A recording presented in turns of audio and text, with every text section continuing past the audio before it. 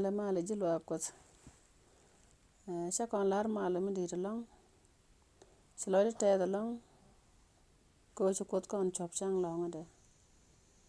ka kujamo ne kon wal ga ta kos ko chakon kamnin dang bakel ka chakon chop chang an barodien mala chang long long kon ka je da kon wal ga ta kos ka kujamo ani mando nya boy ji mi den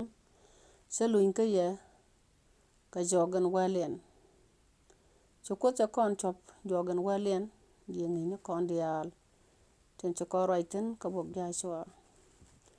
abong mo galong chakon ngi jalong ka riet to go chakon ngi ge chen to go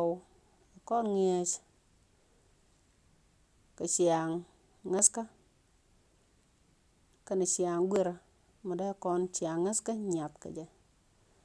re rien te se dot jok ni ja walen me che ku nyot kon go puch ngo chen te kan ka lot re bok ja shwa tain de che tain no ja shwa in tok de kon la re tain go lo kada ra ro te kra go ja shwa tok nga ka ja shwa cha tok nga te ka ja shwa cha tok de kon la re shejen ja shwa tok akwara ni yeso chana pal bana lo de mindit kula lat saga ben ka je kwara ni yeso kod ante tiang go ikele ber ka kotema tiang ko yeso ka do gwadin en be ko ngiyech gwadin be to datet beten dia la balat be boray ni jen toda bine ku dia alten ba teteleng be piesre lo ni ken ka be jaka siandien ka kujamo de je jogo ale ga te je kormala bosko ray minen de totte ten baga mat kel je te baga nan kel je ray riane ko gwadin boray ni jen toda ten dia la shurlot ko bo wosh ten dia la go gwadin be karib ko yakana point ga je che de shura nazares no etelo mi tit long so doy konte long jo ko ci tiang no bubuk dan ma batok so do ni jong na dang de ko rodien de kon ko la telo ay ko so kon moy ka pal poin yen de ti mi so kon ta ke minute ke jok ke pai so kon a chup de kon nga jo nong munindi mo ko dok na kon ja kon jakatek tela go mi sana let ka ja dung no ka koy loide sa kon jakatek mede kon tain de kon loy ka tain de han chalar go jashwa en tok ke jashwa en tok tela kon jashwa ma cha tok ko chana bok jashwa ke le chana jagor chana chene chana jakwen chana chene de yala ngo chana ka jak god yal te sherit ka ja tela mede nyodo to ke jashwa ma cha tok dung do ko rai kon ka chene ka bok jashwa yengine ye bok muze yengine muze dang die dial chakon ngo te ke jashwa mala tok mala kwara ni yeso mo kon ka shio ko tit kon ka wich da kon jak chalaru chuti de tuok kala luk ka cha ka gar pin ka kwingi jadan kon nei tin ci gut tak ka ban de kon je kor ni dan nyam den so wal ba wal kel ajen chari da ma gortno tiri ci to la tok ka cha la ri ci to la luk ka cha ka gar pin ci to me dan kan te chan je ka bok jashwa ni dia la chan je ka bok jashwa wa ci to la tok ka kan ba cha ka gar pin ko ban ka lo gor ban lo ngot ka mulat kon ke ka ban janga jo ban janges en ka tibu to la tok ka be ka penten ka kenen gurti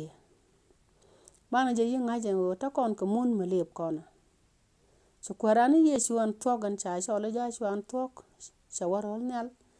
ka o cha munen gwa men chana ka mon kenan shawar alaka man bana woten man tele ma bana latin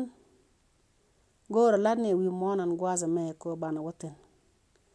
che lat gwaza mi che re la ka kwi dan ajen no nyu to kono ja chwan tok ko rani yesu chet ka mala kona lar ta kon ka adem ne am che tul re ka ki den ka kon bo ka adem en rew de men chitim me che te wi mon me che lia kana bait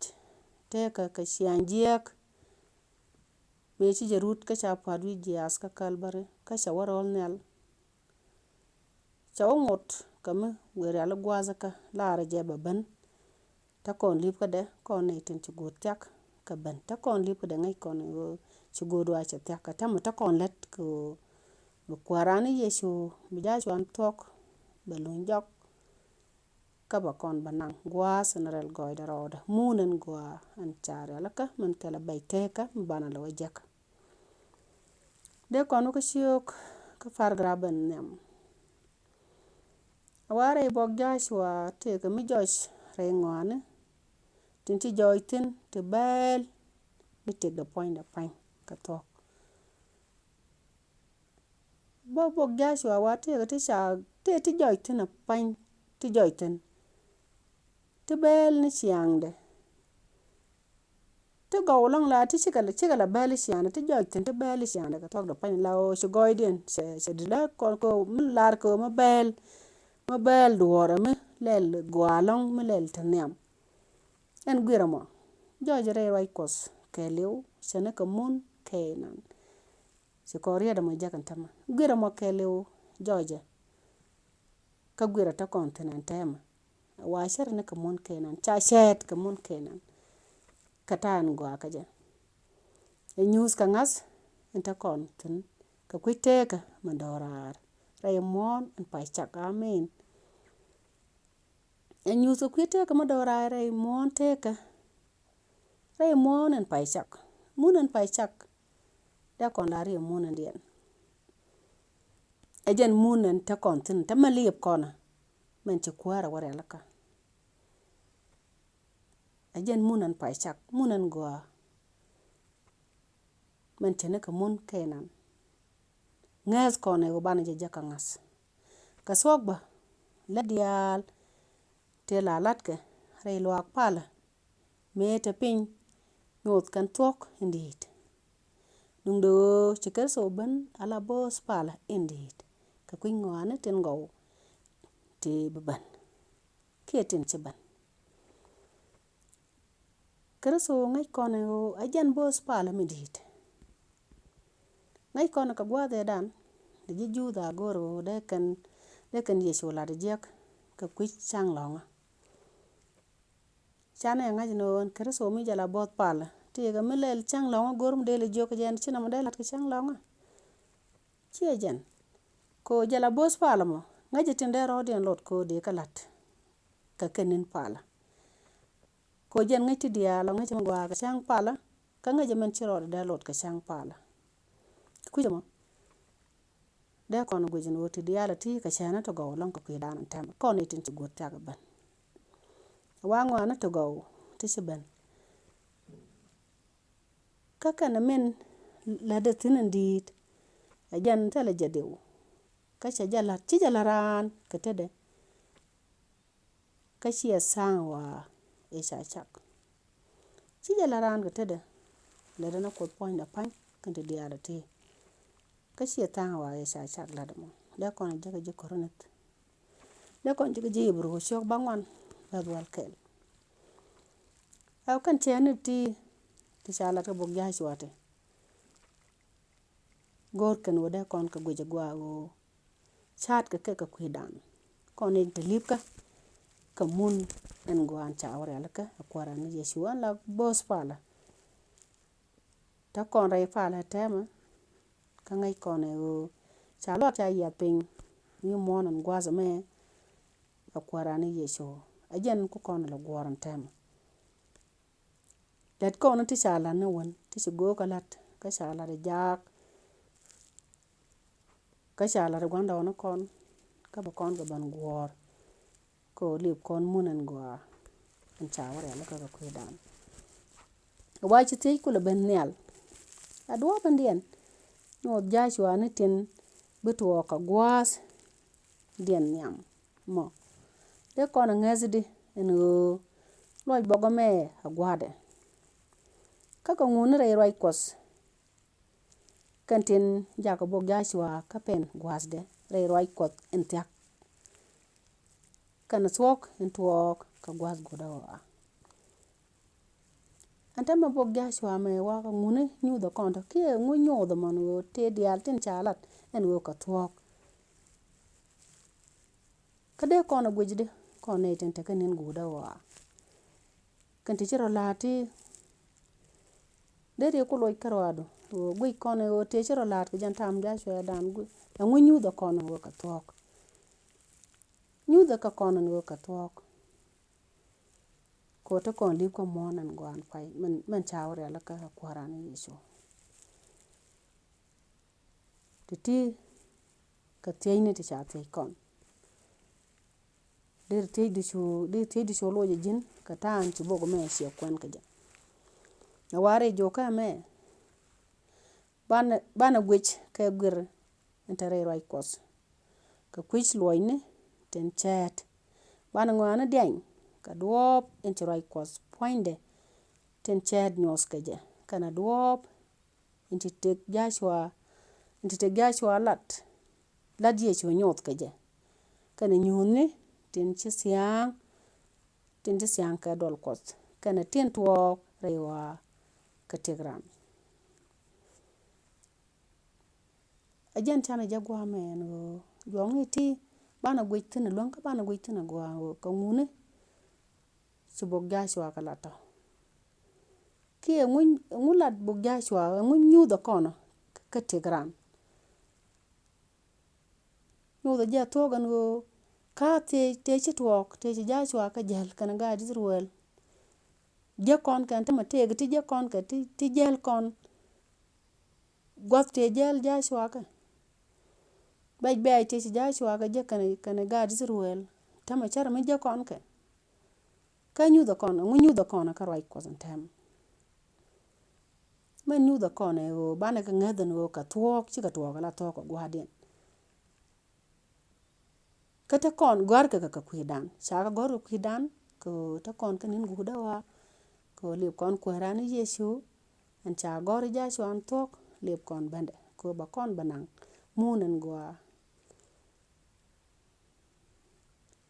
Tën cët ca ka lat kïcënë të nyu kïcënë ka bï ka pën thïn ngec kön ba kwöra ni Yecu gwa dhe dan la rwöcö kïcënë. Ke bï kulu ëcüp löö nath. Ca tïdï lat ko bï k'ëcüp löö dan. Ba na ëŋac te dyal te cï twök këjën gwa dhe dan cë ka twökö l'atök. Ka bï ka twök ëntëm ka kön. Bï kön mun ën gwa më cënë ka mon Kenan. Bï kön ëyïk jëk. Ko ca tüng niam can ëjëk ca pën thïn cë ga Israel. Cë ka mon ken jëk mënë kön bö lïp kön mon ën gwa ca ryëla ka kwï dan. Ko jën introduction dan can kana lat gwa ŋa dhö mënë kön dyal tën tëjö ko lëkënë la löö dan löng. Tëth löö de löng ka taa lëkënë ngï këjë. Nwakë ja ba bïnërë öd acüm bö. Kön nyia manö kun ka bïane ngec bö gwa de ka rwöc koth lat kön dyal. Bïnërë cüm körun ko bïnë wëmë de na ïlat gwa bö cët kï taa lat jën këjë ko de ëcüp löö nene juköth dyal. Juköth dyal tï lyero tï deri ëcüp löö dyën ko görü de lat gwa deri ëcüp löö nath. Ka de kön ëŋac kwöra ni Yecu kön lïp këdë. Gudwa cë thyak këbën nyutho jö kön ka tin dyal të nën kön kën cë gudwa cë thyak këbën. Ka kwï mo de kön kuth lat lwak ko ca kön cömë nïn tïtï de kön larë wa lyagï atëka kuth ka kwï göë de. Ko thëlë më për këjë më de na ïcat këjë gwa löng kërë göë dërö de. Ka kwï mo lyagï atëka kuth can apol. Larë këjë löö tëth kwöra ni Yecu ka kwï cï nök ka cï nang rëï mwön ën gwa. Ceu lat ka kwï tëk ada. Ka ce lat ka kwï da. Ca tïdï lat këcënë ka ngë ka thwök ën kwëra mën gwan bös palë ada mën thwök ën cï lwak palë ada yath pïny ka kwï da. ngai ka jen go bulun jok ka bu ko ban nyos gwat chiang da man gwan chwar ya laka ka kwida gora la da fan en go ba ka je yin nen chere me shi gaz ru let ka kwi monden ka kwi mo de go je go ala ga te je ko da man go ta na ka la ko ku che de shura na sarat ina na